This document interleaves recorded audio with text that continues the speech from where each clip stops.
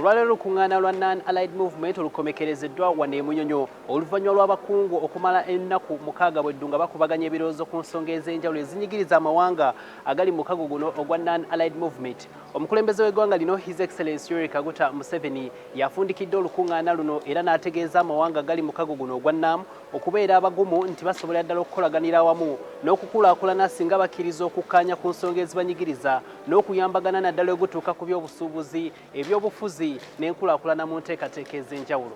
We should promote trade among ourselves because when I buy from you, I'm supporting your prosperity. And when you buy from me, you are supporting my prosperity.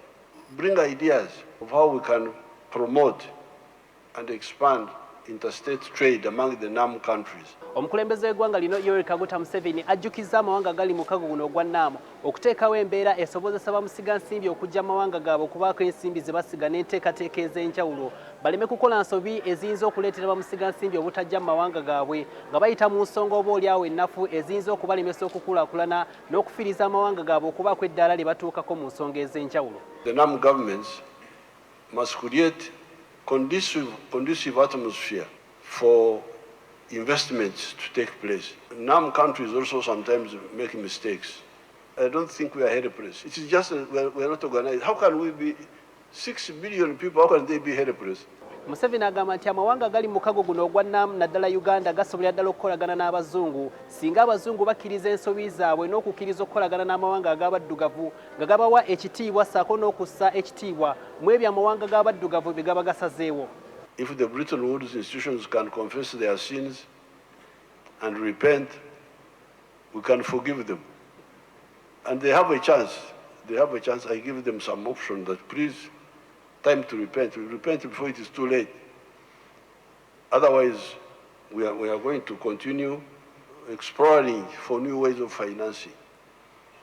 And we can do it. Museveni agamba nti amawanga okukula ebyenfuna biteekeddwa okuba nga bisuse bulungi era nga bitambulira ku musinde gwa yiriyiri. Wabula ekisinga okulemesa amawanga gano okukulaakulana kwe kuba nti go gennyini agasinga ate tegaagala kukwatagana n'okukolagana mu nsonga ezikwatagana n'ebyobusuubuzi. Era bw'atajjukiza amawanga gano okuyambagananga naddala mu byobusuubuzi nga beegulako ebintu eby'enjawulo ssaako n'okweguza ebintu eby'enjawulo mu bo bennyini kuba waliwo akatale k'amaanyi nnyo mu mawanga gano bw'osinziira ku nsonga ez'enjawulo naddala gutuuka ku muwendo gw'abantu abali mu mawanga ag'enjawulo.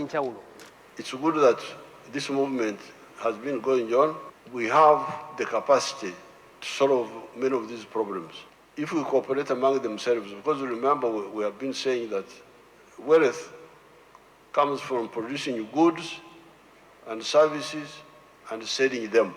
Olunaku olw'enkya olukungaana olwa G77 plus China we lugenda okutandika era omukulembeze w'eggwanga lino Yoweri Kaguta Museveni yagenda okuluggulawo ssaako n'enteekateeka zonna okutambulira ddala bukwakku okuviira ddala ku lunaku olw'enkya okutuuka ku bbalaza ya sabbiiti ejja era enteekateeka zonna tujja kuba tuzikutuusaako obutereevu.